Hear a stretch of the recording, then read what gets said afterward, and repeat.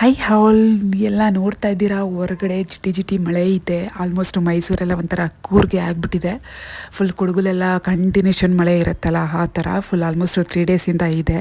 ಇನ್ನು ಎಷ್ಟು ದಿನ ಬರುತ್ತೋ ಏನೋ ಗೊತ್ತಿಲ್ಲ. ಹೊರಗಡೆ ಹೋದರೆ ಚಳಿ ಇದೆ, ಮನೇಲಿ ಬೆಚ್ಚಗೆ ರಗೋಸ್ಕೊಂಡು ಮಲ್ಕೊಳ್ಳೋಣ ಅಂತ ಅನಿಸುತ್ತೆ.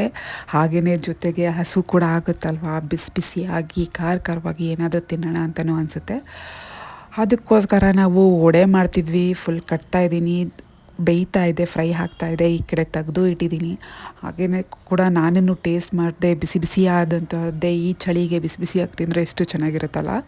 ಸೊ ಹಾಗೆಯೇ ಸಮ್ಟೈಮ್ಸ್ ಸ್ವೀಟು ತಿನ್ನಬೇಕು ಅಂತ ಅನಿಸುತ್ತೆ. ಹಾಗೆಯೇ ನಾನು ಕ್ಯಾರೆಟ್ ಸೂಪ್ ಕೂಡ ಮಾಡಿದ್ದೆ, hot and sweet carrot soup. ಅದು ನೆಕ್ಸ್ಟ್ ಲಾಂಗ್ ವಿಡಿಯೋದಲ್ಲಿ ಹಾಕ್ತೀನಿ. ಅದು ತುಂಬ ಯೂನಿಕ್ಕಾಗಿ ತುಂಬ ಚೆನ್ನಾಗಿತ್ತು ಅಂತಲೇ ಹೇಳ್ಬೋದು. Thank you for watching.